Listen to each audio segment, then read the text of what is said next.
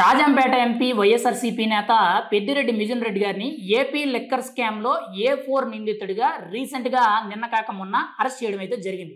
అయితే ఆయన్ని అరెస్ట్ చేసినప్పటి నుంచి కూడా వైఎస్ఆర్సీపీ నాయకులు ఒక్కొక్కరు బయటకు వచ్చి అసలు ఏపీలో లిక్కర్ స్కామే జరగలేదు, కూటమి ప్రభుత్వం మా మీద కావాలనే కక్షపూరితంగా వ్యవహరిస్తుంది అని చెప్పి ఎవరికి వాళ్ళు ప్రెస్ మీట్లు పెట్టడం, మీడియా ముందుకు రావడం, లేదనంటే ఇంకోటో చేసి ఏపీ లిక్కర్ స్కామ్ అనేది అసలు జరగలేదు, కావాలనే అక్రమ అరెస్టులు చేస్తుంది. ఇప్పుడు వరకు కూడా అరెస్ట్ అయిన ప్రతి వ్యక్తి కూడా మంచి వ్యక్తులే, వాళ్ళ మీద కావాలనే నిందలు మోపుతున్నారు.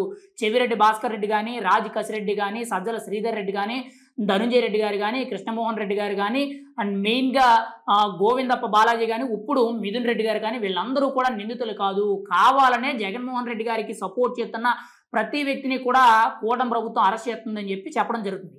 అయితే ఇక్కడ సకల శాఖ మంత్రి అయిన సజ్జల రామకృష్ణారెడ్డి గారు కూడా నిన్న మీడియా ముఖంగా విజయవాడలో మాట్లాడుతూ అసలు ఏపీలో లిక్కర్ స్కామే జరగలేదని చెప్పి అందరూ చెప్పినట్టే చెప్పారు, బాగానే ఉంది.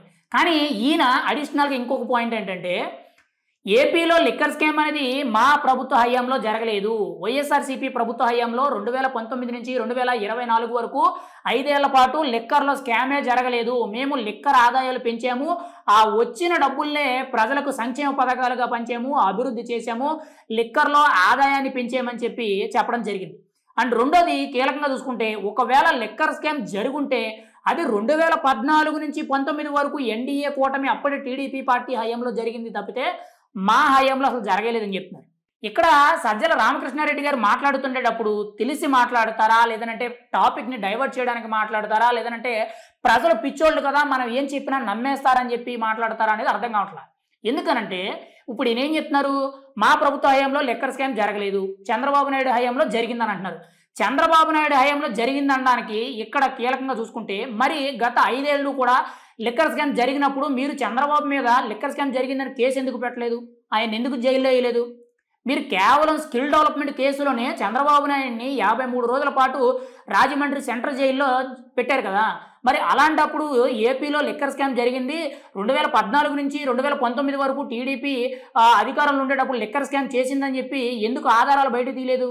అండ్ రెండోది కీలకంగా చూసుకుంటే 2014 నుంచి 2019 వరకు టీడీపీ అధికారంలో ఉండేటప్పుడు ఎక్కడైనా సరే లిక్కర్ పాలసీ మారిందా?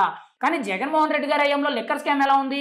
అసలు ప్రైవేట్ వ్యక్తులకు సంబంధం లేదు, ప్రైవేట్ వ్యక్తులకు లైసెన్స్ లేదు, కేవలం ప్రభుత్వం తరపు నుంచి వీళ్లే స్వయంగా కంపెనీలకు పలానా కంపెనీకి ఆర్డర్స్ ఇచ్చి, అంటే మెయిన్గా చూసుకుంటే ఇప్పుడు మద్యం తయారు చేసే డిస్టిలరీస్ కంపెనీస్ ఏవైతే ఉంటాయో ఆ కంపెనీస్కి డైరెక్ట్గా ప్రభుత్వం నుంచే ఈ సరుకు ఇంత తయారు చేయండి, ఇంత ఇక్కడికి పంపించండి, ఈ సరుకు ఇక్కడికి ఇంత పంపించండి అని చెప్పి.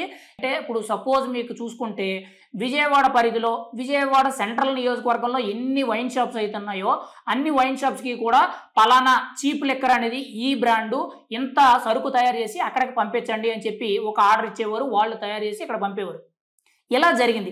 అయితే ఇక్కడ ఇందులో సగం బ్లాక్ మనీ, అంటే వైన్ షాపు సంబంధించిన లెక్కలకు సంబంధించిన ఒక లెక్క అనేది వైట్లో కట్టేవారు, మిగిలింది బ్యాక్ డ్రాప్లో ఆ కంపెనీ నుంచి వీళ్ళకి అందించడం జరిగింది. ఇలా కీలకంగా చూసుకుంటే ప్రభుత్వం తరపు నుంచి ఇవన్నీ మేనేజ్ చేస్తున్నట్టు కోట్ల రూపాయలు. పైగా చీపు లెక్కర్ అనేది ఎంత దారుణంగా అమ్మారు, 150 రూపాయల కాయి, 200 రూపాయల కాయి, 250 రూపాయల కాయి, అంతేకాకుండా బ్లాక్లో మద్యం అమ్మడాలు, అంతా కూడా నాసిరకం మద్యం అమ్మడం జరిగింది. పైగా ఇక్కడ కీలకంగా చూసుకుంటే గత 5 ఏళ్లలో కూడా కల్తీ మద్యం వల్ల ఎంతోమంది చనిపోయారు.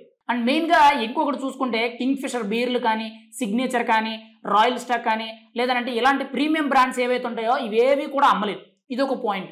అండ్ మెయిన్గా ఇంకొక కీలక విషయం చూసుకుంటే గత 5 ఏళ్ళు కూడా ఏపీ ప్రభుత్వం ఈ వైన్ షాప్స్ అన్నీ కూడా తన అండర్లో పెట్టుకొని వాటిని నడిపించేటప్పుడు ఎక్కడా కూడా ఫోన్పే కానీ, గూగుల్ పే కానీ, యూపీఐ ట్రాన్సాక్షన్స్ ఎక్కడా చేయలేదు, కేవలం బై హ్యాండ్ క్యాష్ పేమెంట్స్ మాత్రమే ఇవ్వడం జరిగింది. అంటే మరి ఇక్కడ లిక్కర్ స్కామ్ జరగలేదని ఎలా చెప్తారు సజ్జల రామకృష్ణారెడ్డి గారు?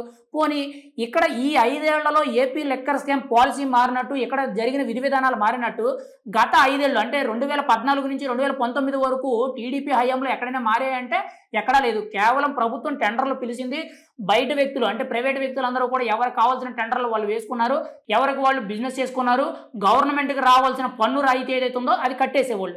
మరి గత 5 ఏళ్ళు ఎందుకు అలా జరగలేదు? అంటే ఇక్కడ సజ్జల రామకృష్ణారెడ్డి గారు ప్రజల్ని ఏమార్చడానికి చెప్తున్నారో, లేదంటే ప్రజలు పిచ్చోళ్ళు కాబట్టి మనం ఏం చెప్పినా నమ్మేస్తారని చెప్పి ఇటువంటి మాటలు మాట్లాడుతున్నారు.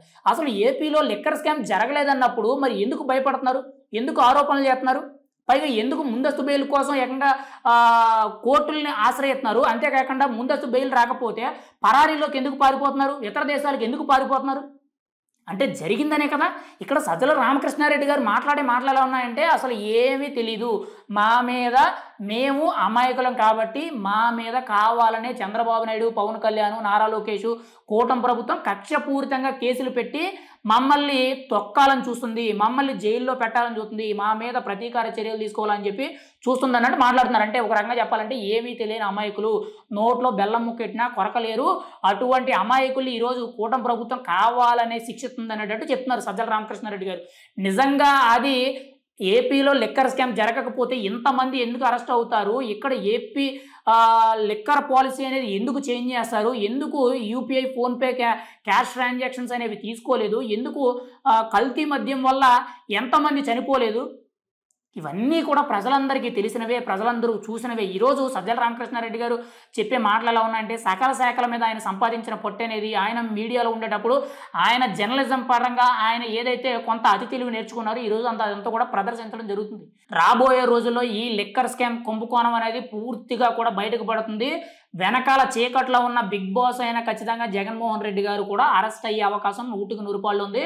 బై మిస్టేక్ మీరు కూడా అందులో ఉంటే మాత్రం ఖచ్చితంగా రాబోయే రోజుల్లో సజ్జల రామకృష్ణారెడ్డి గారు కూడా అరెస్ట్ అయినా ఆశ్చర్యపోనవసరం లేదు. ఏదేమైనా సరే ఆయన చెప్తున్న మాటలు అయితే మాత్రం ప్రజలెవరూ నమ్మరు. అది ఆయన మాటల మీద అసలు వాళ్ళ కార్యకర్తలకే నమ్మకం లేదు. ఎందుకంటే గత 5 ఏళ్ళు ఆయన చేసిన పని వల్ల ఈరోజు పార్టీ ఏ స్థాయిలోకి వచ్చిందనేది అందరికీ తెలుసు.